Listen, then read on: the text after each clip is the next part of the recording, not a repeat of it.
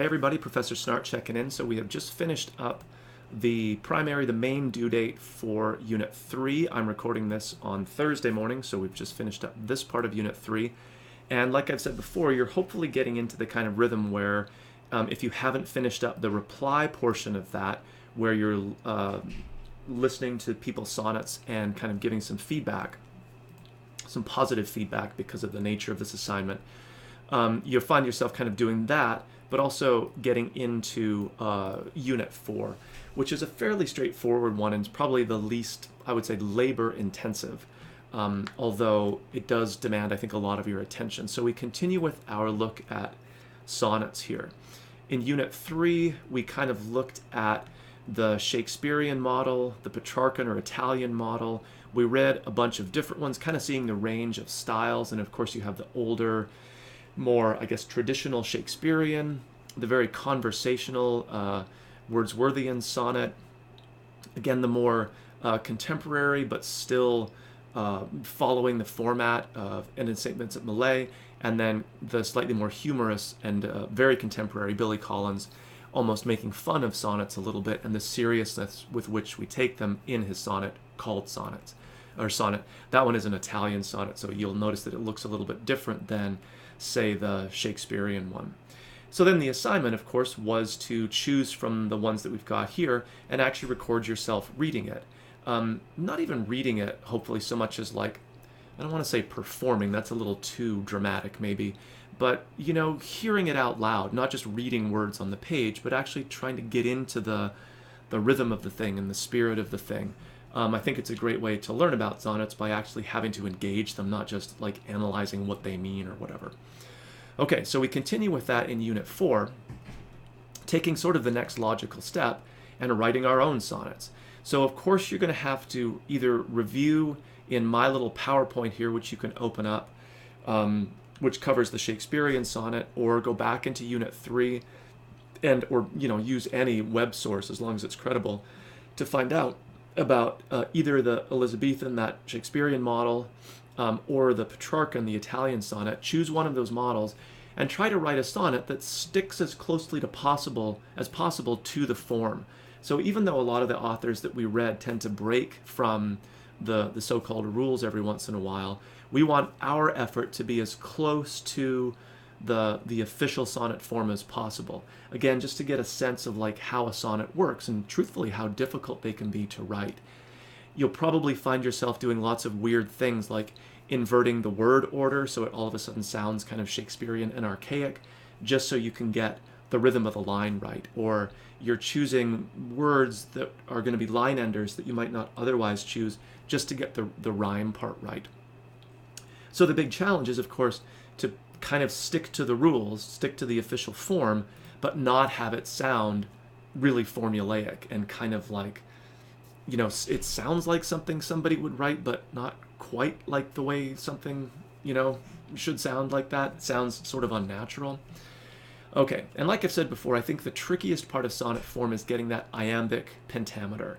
Because we're all children of the rock and roll era, I think we tend to be programmed with a 4-beat structure. So you really have to be careful about how many beats per line that you've got, and you have that very un-rock and roll 5 beats per line. So I'm going to do something that's super annoying, but it might actually help. So I have St. Vincent Millay's poem here, and I've cited this first line before as like a really pure example of iambic pentameter. 5 sets of an unstressed plus stress. So what lips my lips have kissed and where and why. And I intentionally read it in that sort of unnatural way. But here's a fun little thing. Just type in metronome and Google will like give you a metronome. I randomly, or sort of randomly, ended up at 82 beats per minute. If there's any drummers in the crowd, we're interested in that. And check it out. You hate it already? You know what's going to happen? Yeah, you do. What lips my lips have kissed and where and why I have forgotten, and what arms have lain under my head till morning, but the rain is full of ghosts. And oh my God, it sounds so gross that way.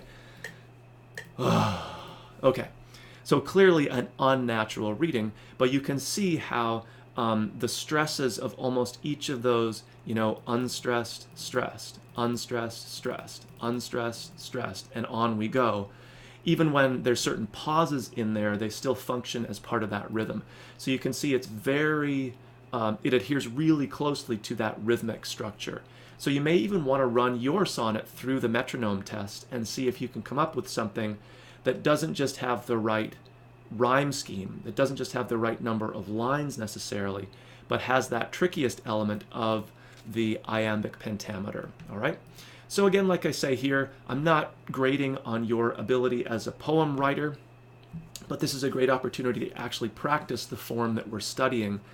And I'm sort of just looking for a good faith effort to follow the form. So if you submit a poem that, even if it's great, but is like 4 lines long and has no metric or rhythmic structure or anything like that, that's not good, because obviously you're not understanding the assignment and making an effort to follow the sonnet form.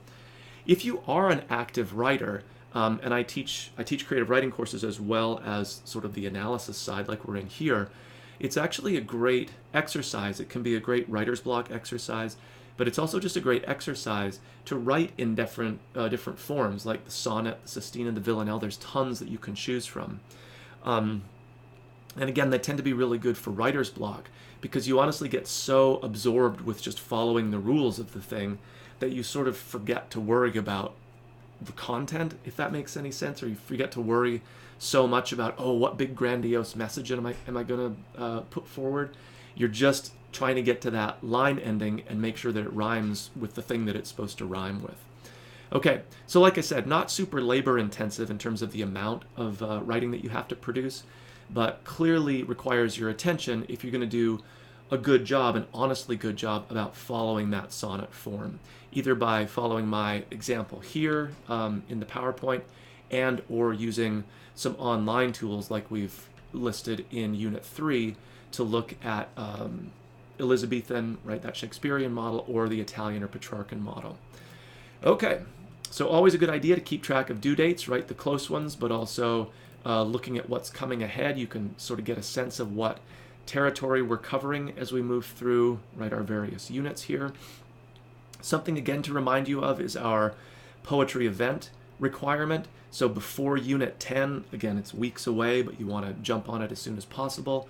I'm asking you to report on a poetry-related event that you've attended, a poetry reading, a writer's group, even if it's not specifically poetry, that you can attend, other kinds of book or author events. There's a pretty wide variety of things. And I've built this link here where I've started to collect a few different things. And you are also welcome to add to this document if you happen to notice something in the paper or a flyer or however these things come across your path. We're trying to avoid only really, really tangentially poetry things like a full-blown concert. So music is sort of poetry, but it actually functions a lot differently. If you can find something that might be musical, but is actually it's more about the words than the whole spectacle of the thing. You know, if you go to a lot of concerts, it's so friggin' loud you can't even hear what the words are. That's sort of what makes it fun. But clearly that's not really the poetry event, the kind of poetry event we're looking for. So keep your eye out for that. If you're unsure, you can always send me an email and we can talk about some possibilities. And then, like I said, I'm trying to collect some options here as we move through our course. All right, so as always, if you have, questions or concerns, be in touch with me, and I will talk with everybody soon.